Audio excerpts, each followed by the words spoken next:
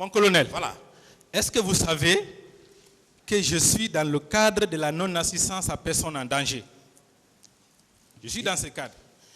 Et vous le savez peut-être mieux que moi, qu'en la matière, même si la victime ne savait pas qui était en mesure de la sauver, l'infraction peut être constituée. Même si ces manifestants-là ne savaient pas qui était en mesure de nous sauver, mais ne nous a pas sauvés, dès qu'il est démontré que tel était en mesure de sauver les manifestants, la personne ne l'a pas fait, l'infraction est constituée à son encontre. Est-ce que vous êtes d'accord avec moi? Posez vos questions. C'est ça la question. Est-ce que vous êtes d'accord avec moi? Ça demande des explications. D'accord. Ce n'est pas automatique. Je vais continuer. Vous qui êtes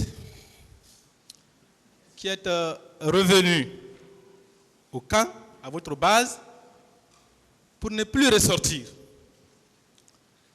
vous allez me donner quelques explications, parce qu'il y a suffisamment de sources selon lesquelles de nombreux manifestants ont été arrêtés et envoyés séjour à la base du service anti-drogue au camp Alpha Yaya.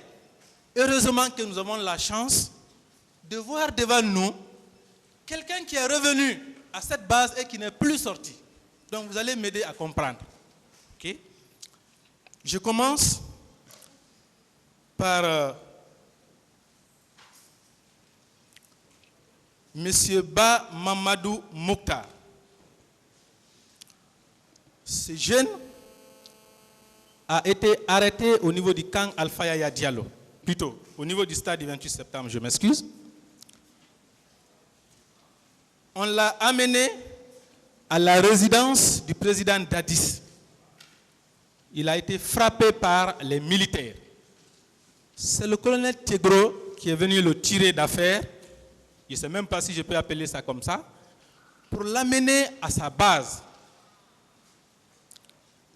Il dit avoir été torturé là-bas. Il a été torturé, on l'a rasé. Et il a même été brûlé par le fer à repasser. Il faut rire, mon colonel. Riez. Il y a les situations ici, quand vous les lisez, vous allez verser les larmes. Continuez à rire. Est-ce que vous avez vu un jeune séjour arrêté, qu'on a amené à votre base, qui a été torturé? Est-ce que vous l'avez vu? Non. Vous ne l'avez pas lu? Non. Alors, il précise, je vous lis un bref extrait de sa déclaration. Entre-temps, le premier gendarme nous a apporté 6 bouteilles d'eau. Le même jour, à 18h, ils ont sorti pour nous raser les crânes et nous demander notre leader préféré. Si tu réponds que c'est Dadis, on te frappe peu. Le cas échéant, on te frappe à l'agonie. Ces jours. Est-ce que vous avez demandé aux manifestants qu'on avait amenés là-bas qui est leur leader préféré? Je n'ai vu aucun manifestant à notre base. OK. D'accord. Je vais continuer. Je viens à M. Alpha Amadou Diallo. Il dit ceci. C'est dans ces circonstances qu'on m'a fait embarquer pour me déposer au service anti-drogue chez Thiegro, où nous avons été sérieusement tabassés à leur guise. Finalement, nous avons été tous identifiés et enfermés de nouveau. Quelques instants après, nous avons été rasés. La pompe qui donnait de l'eau a été coupée par eux. Pendant 3 jours, nous sommes restés sans boire ni manger. Vous voyez comment ça revient?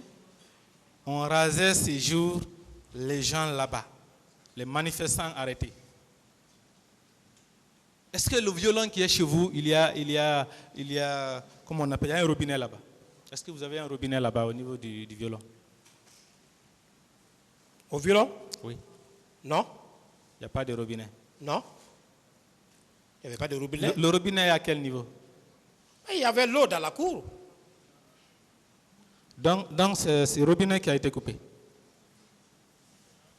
Il n'y avait pas d'interpellé chez nous, encore une fois de plus. Il n'y avait pas d'interpellé. Il précise d'ailleurs qu'il y avait les militaires parmi les gendarmes séjour à votre base. Les militaires sont venus. Ces jours, vous avez collaboré, vous avez coopéré avec les militaires. Vous avez vu les photos hier qu'on vous a présentées ici, où on voit les militaires et les bérets rouges au stade. Et même à votre base, il y avait les militaires là-bas. Pour la circonstance, vous avez collaboré avec les militaires. Et même au niveau de Koza, là où il y a eu pillage, les gendarmes ont collaboré avec les militaires. Il précise. Et c'est d'ailleurs un militaire qui lui a donné son téléphone pour pouvoir communiquer avec son épouse. C'est pour vous dire qu'il ne ment pas. C'est un militaire qui l'a aidé, ce jeune-là. Vous ne l'avez pas vu? Je ne l'ai pas vu et moi aussi je ne mens pas. D'accord. Et vous aussi, vous ne mentez pas. C'est la même chose. Monsieur Ousmane Sidibé également, il a fait 4 jours dans vos locaux. 4 jours. 4 jours de détention arbitraire et de torture. Vous étiez le conseiller, non? Vous avez dit que le général Baldé vous avait nommé à un poste de conseiller.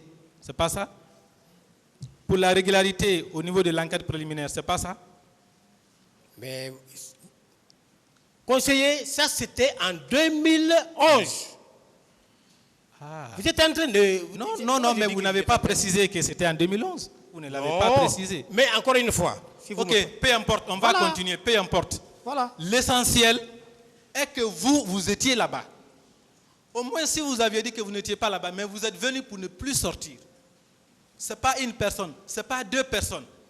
Mais combien de personnes disent avoir été détenues là-bas? Et vous dites que vous n'avez vu personne. Mais qu'il en apporte les preuves. Moi, je n'ai vu personne. Qu'il en apporte les preuves. D'accord.